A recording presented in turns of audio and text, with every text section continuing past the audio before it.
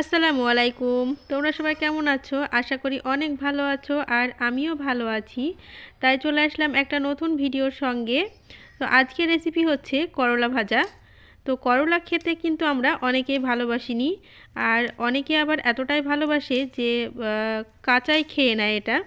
কিন্তু এটা খাওয়া অনেক ভালো, বাচ্চা কিংবা বড়, এটা প্রত্যেকের খাওয়া শরীরের পক্ষে অনেকটা ভালো।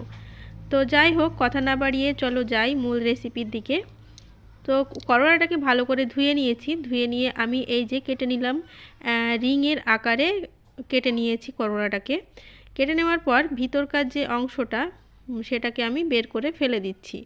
ফেলে দিয়ে তারপরে একটা বাটির ভিতর নিয়ে নিলাম 3 চামচ বেসন, তারপরে স্বাদ মতো লবণ, লঙ্কার গুঁড়ো, হলুদ গুঁড়ো আর দিয়েছি গোটা জিরে।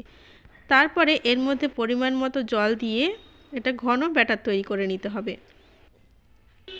ব্যাটারটা যেন খুব পাতলা না হয়, ঠিক এরকম একটা ব্যাটার তৈরি করে নিতে হবে। তারপরে ওর মধ্যে সব করলাগুলোকে দিয়ে এইভাবে ভালো করে একটু গায়ে মাখিয়ে নিতে হবে।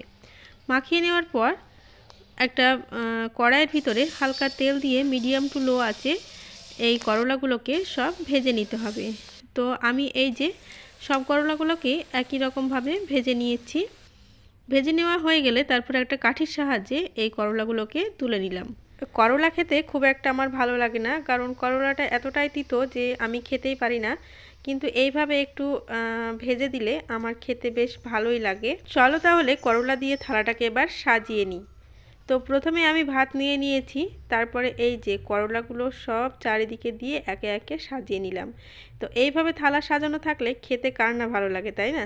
রেসিপিটা কেমন লাগলো অবশ্যই বলো, আর যদি ভালো লাগে তোমরাও বাড়িতে একবার ট্রাই করে দেখতে পারো।